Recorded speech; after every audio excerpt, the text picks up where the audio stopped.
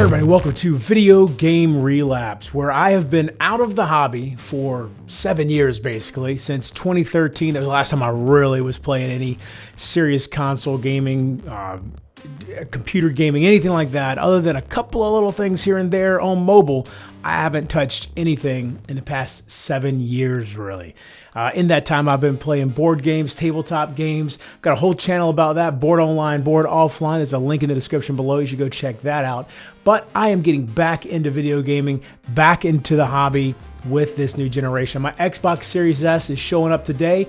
I'll be doing an unboxing of that, which you can find a link for that in the description below as well, and also probably right here.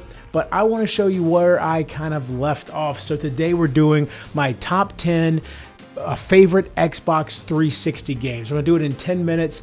I'm going to run through this list real fast and just show you kind of the type of games you can expect to see on this channel as we move into this new generation. All right, so like I said, it's going to take 10 minutes starting right now. All right, so number 10 is Diablo 3. I remember when Diablo 1 and 2 came out, both of those on the PC. I wasn't ever really into those, didn't have a PC that would run it. Also, back then, when at that point in my gaming life or whatever, just didn't appeal to me. But when Diablo 3 came out, I got it for the 360, and me and my daughter ran through that campaign and loved every minute of it. Very, very cool. All the massive amounts of loot that get dropped. That's one of the key things that makes Diablo such a fun experience for a lot of people. That dark, gritty storyline, the continuous just like stream of bad guys that you're always fighting, and at the same time leveling up your guy and making him more and more powerful as you go through. Such cool archetypes for the characters themselves. Like it's not just your typical fantasy type stuff. There's a lot more going on here outside of what would be considered your standard fantasy tropes. Number 9 is Borderlands 2. I remember when the original Borderlands came out, and that trailer for the original Borderlands, which really, as it turns out, was the intro to the game itself, really caught my attention, and I really, really enjoyed Borderlands 1, the very original one. And then Borderlands 2 came out, I knew I had to get a hold of it, and it was better in every way. Borderlands 1 was great, Borderlands 2 was fantastic. So funny, so many hilarious jokes in the storyline, just built naturally into the storyline. None of it felt forced. And then, talk about loot drops, man. Diablo has a ton of loot drops. Borderlands 2, all these different weapons, so many variations on the weapons, so many ways to tweak all the damage you're doing. And of course, this is one of the original games, the original Borderlands is one of the original games that had, numbers flying off the bad guys as you hit them, so you can see exactly how much damage you're doing to them. Borderlands 2, fantastic game. Number 8. The original BioShock. Now, BioShock 2 was fine. BioShock Infinite came pretty close to making this list, but the original BioShock was such an incredible experience. Very early in the 360 life cycle, too. But it had, the fact that you had these moral choices to make as you went through the game. You're also, building up your character by genetically modifying them with so many different we can make it so you can shoot flames from your hands. You can make it so a swarm of bees or wasps or whatever come out of your arm and attack the other, I don't know if they're really bad guys. Everybody in this situation is kind of a bad guy, because that first time I had to make the moral decision of do I harvest the little sister or do I save the little sister? And the first time that I did harvest the little sister, I was like, I don't think I'm going to do that again. And I went back and I tried to save all the rest of them. And of course, then I got upset when I realized there was an achievement either for saving them all or harvesting them all, whatever. Number 7. All right, a little bit of a cheat here. The original Gears of War trilogy. So Gears 1, 2, and 3. If I had to pick, I think Gears 3 out of those 3 would be my favorite, because I spent so much time playing the multiplayer, which the previous 2 Gears didn't appeal to me multiplayer at all. I played those strictly solo, and then Gears 3 had that horde mode multiplayer. And me and 3 other buddies one weekend spent an entire day trying to beat horde mode, and finally did beat horde mode. And that is without a doubt one of my key video game memories of all time, is beating horde mode. Such an incredible, just wave after wave after wave of bad guys. But the storylines, I love the storylines for Gears. I mean, yeah, there's some logic leaps there as far as how things would work and all of that. But Gears has such a cool, compelling story, and then it had that snap to cover system that worked so well. That was key. This was not one of those shooters where you could just run around. You had to use the cover in this game, otherwise you get tore up. Number 6 is Red Dead Redemption. So Red Dead Redemption took that GTA kind of mentality, open world mentality, kind of be able to do whatever you want mentality, and put it in the Old West, and added a very, very compelling storyline on top of it. And I just remember that first time when you realized just how wide open everything was, and the fact that you could just ride your horse wherever. And it was just this expanse that seemingly never ended. Of course, it did end, but seemingly never ended. It never ended. Combine that with all the different weaponry in the game, all the ways that the story progressed. I remember the first time I watched Westworld on HBO, I got the feeling of, I was like, oh, I feel like I'm watching Red Dead Redemption, because it had that, everything, all the storylines just so seamlessly went together and everything. It was so good, so much fun, this Red Dead Redemption. Number 5 is Dark Souls. Now, I know Dark Souls was originally, I believe, a PS3 exclusive, but eventually Dark Souls 1 came to the 360. I don't know if Dark Souls 2 ever did. Dark Souls 1, though, never beat it, but I was making a lot of progress, and then another game came out that's going to be showing up later on this list, and it took my attention away from it. It's such a brutally difficult game.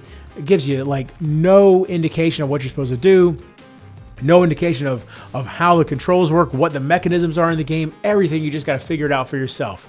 This is one of those games where using and that's by design, by the way. That's not just a design flaw. That is by design. That's how they intended it to be. They wanted it to be really difficult in the style of, older games back in the day when you really had to figure it all out for yourself. Number 4 is Dead Space. One of the few games on here that really scared me when I was playing it. I played in the dark, and there were a lot of jump scares in this game. I remember legitimately having my blood pressure raise, my pulse rate raise as I'm playing this game. And you're like a miner on a spaceship or something, who the spaceship gets overrun by these kind of zombie alien hybrid things. And because you are a miner, so many of your tools are like cutting tools and everything. And so you're chopping limbs off of these bad guys and all kinds of craziness. And the bad guys are infecting everybody. And by the time, the game's over, I think you're like the only person left on this massive spaceship that didn't get infected. It's just so crazy, so atmospheric, so dark and gritty and amazing. That is Dead Space. Number 3 is The Witcher 2. I never played The Witcher 1. I haven't gotten to play Witcher 3 yet. Probably will play that with some backwards compatibility here. But Witcher 2 was this another instance of where, in fact, I believe I played this before I played Diablo. So this was another or one of the first instances of me seeing exactly what could be done with a dark storyline, a dark fantasy storyline, where it's not just your typical orcs, goblins, elves, all that kind of stuff. There's some hints of that stuff in here, but it really is its entirely own world. Had the potion mechanism in the game, and then the fighting system in this game was fantastic and really, really enjoyable and challenging too, though. So it really required you to learn how it worked, gain some skill, like some actual skill for you, not skill for your character, and work your way through it in a methodical way without just hacking and slashing everywhere. That's Witcher 2. Number 2 is The Elder Scrolls. This covers both Oblivion and Skyrim. Oblivion, so Skyrim is, in my opinion, clearly the better of the two games. But I spent over 300 hours in Oblivion. That was one of the earlier 360 releases. I think within the first year or so, Oblivion came out. Between Oblivion and its expansion, I spent over 300 hours in there. Then Skyrim came out, and it just blew me away with the dragon speak or dragon tongue, whatever they called it, and which was kind of like a whole different system for casting spells, different types of spells in a way. And then the fighting system, of course, worked really well, and the open world nature. Skyrim was the most open, or had the most expansive area of any Elder Scrolls game. In terms of the amount of stuff that actually filled the area too. It didn't feel like it was this open, empty area. It was this open, full area, which was really, really cool. And then finally, number 1 is the Mass Effect trilogy, 1, 2, and 3. I have not played Andromeda. I've heard mixed reviews about Andromeda. I'll probably play it eventually, but 1, 2, and 3, just the most epic storyline I've ever experienced in my entire gaming career, other than the ending of 3, obviously. But if you take 3 prior to the ending, it is an amazing, amazing game with an amazing story. But 2, I think, would be my favorite out of these, because it was kind of the peak of where BioWare really knew what they were doing with Mass Effect, and that's a whole different story as far as why Mass Effect 3 ended up the way it did. But Mass Effect 2, with this massive open galaxy for you to explore, and you're dealing with the threat of the Reapers coming in, and this, just seemingly overwhelming threat. There's no possible way you can deal with it. And the storylines that happen, like the minor storylines between your characters, and that is my time. The minor storylines between your characters, then the side missions, and all of that happening seamlessly with this, overarching huge storyline between all 3 games.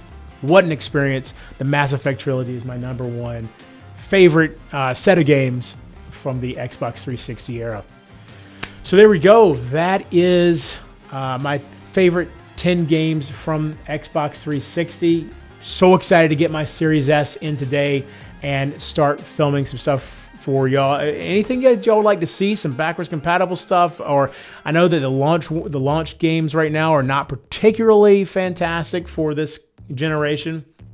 But with that being said, things I'm looking forward to, Hellblade 2. I'm definitely going to play that on the channel.